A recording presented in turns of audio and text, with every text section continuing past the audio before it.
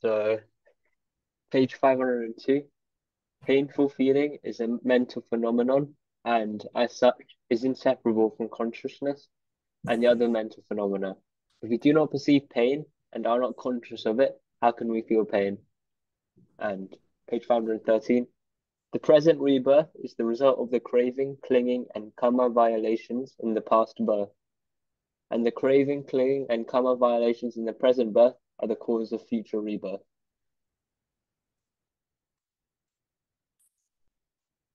Just a moment, please.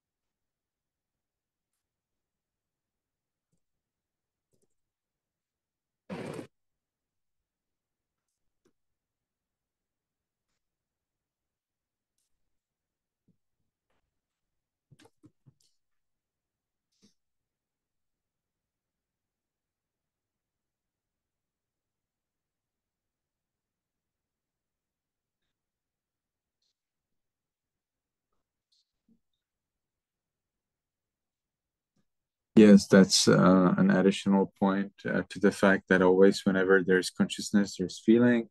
Whenever there's feeling, there's consciousness. Yes, but remember that we are talking here about feeling on a scale rather than um, whether like yes or no. So all of the nature of feeling, be it neutral or neither painful nor pleasurable, or pleasurable or painful, all of that is understood as feeling.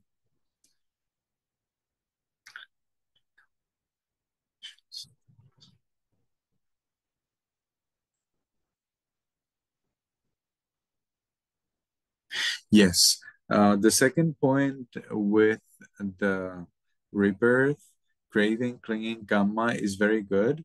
And it's very good that there is the clear mention of rebirth. It's not experience. Be very careful. Not every experience that you are undergoing in the life is caused by kamma. But the birth, the existence where you are born, that means whether you are a human, animal, God, and so on, that is absolutely caused by your kamma and only by your kamma. Without kamma, there cannot be another existence. But everybody has a lot of kammas. So even the Buddha had a lot of kamma after be. He did not make a new kamma after Buddhahood, but from the time before he was a Buddha, he had accumulated a lot of kamma. And in our scripture called Apadana,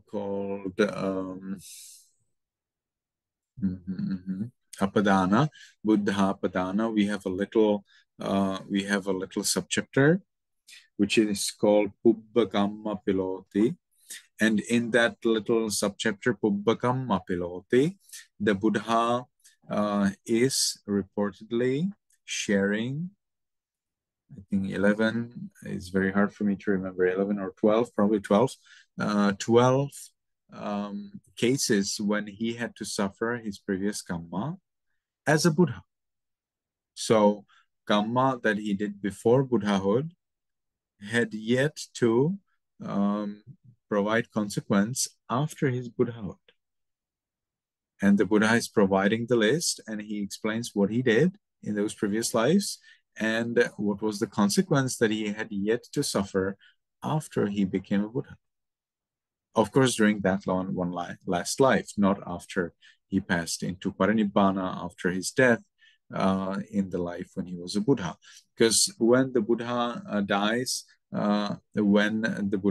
that's right, his five aggregates, that means body, feelings, perceptions, intentions, and consciousness, the five aggregates of the Buddha after he passes away do not arise anymore. Because they do not arise anymore, well, then you have probably noticed that there was feeling included as well. Because there is no more feeling arising, there is no more suffering and no more pleasure as well. That's because after the Buddha passes away, just like after a fully enlightened person passes away, there is no more pleasure or suffering for them.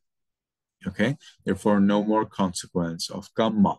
Therefore, all of that kamma that had yet to bring consequence and didn't make it because the person, passed into nibbana, we call that ahosi kamma. That means lost kamma, or kamma that went into non-existence, non-being. Okay, so so my point, however, here is that during your life, what you experience is not everything necessarily caused by your karma. Some things may be caused just by the nature of the body, such as when you get ill, you get a fever, you catch cold, and so on, or you get a stomach ache, or you get a little bit of a headache. That doesn't have to be a result of your bad karma. Maybe you just ate something wrong, or maybe you just didn't sleep enough. So, well, then sleep more, okay, or eat better. So in those cases, we know this is not caused by kamma. But of course, if you always have headaches, regardless of how you change your lifestyle, whatever you do, well, then maybe that was caused by your kamma. Likewise, it's with the temperature. If it's too cold to you, too hot to you, well, if it's cold, then use some more clothes. If it's hot, use a fan or AC, or go to a cooler place. You always experience heat, always experience cold, whatever you do, well, then maybe that's caused by kamma. If you can find a solution, then we can say it's not caused by kamma. We can say it because that's what the great master said in the commentary to Sivaka Sutta of our Pali scriptures, where you can read these 8 reasons why we suffer. And that is pittang semhanchevatocha sannipata utunicha visamang opakkamikang kamma vipakena attamiti. So, pittang semhanchevatocha sannipata. So that is the bile, phlegm, wind, and their combination. So whatever is the natural bodily process that causes your disease or pain or whatever. This was just the categorization in the Buddha's time. Today, of course, we would categorize disease in a different way. Then utu, so that's the temperature. Visamang is when you get into the wrong time, wrong place. For example, you don't do well with heights and you go to a very high place, well, then you need to go lower. It doesn't mean that it's your bad karma. You just went to a high place when you don't do well in high places. So you need to go lower. Such as when you visit a house and you go to a very high story, or when you do hiking or traveling and you go very high, well, then you need to avoid that. Don't do that. Very simple. If you're good with that, no problem. And then opak kamikang is an enemy. So sometimes people may not like you. Sometimes somebody may be angry with you. Somebody may punch you. Somebody may deceive you or do you bad things. May happen. May happen. Maybe it's because you told them something wrong, or maybe you just didn't listen to their feelings or to their needs. Well, then start to listen to their feelings and needs, and everything's fine. You see, there is a solution sometimes. If there is a solution, well, then it is not kamma. It's just the need for you to try better, to do things better. And then we have kamma. So kamma is as a separate condition for your uncomfortable feelings. And the difference between kamma and the other 7 is that when it is kamma, you, regardless of how much you try, how much you work hard to improve the situation, it doesn't work. It doesn't work. You continue suffering, and it doesn't get better. In that case, maybe it is caused by kamma.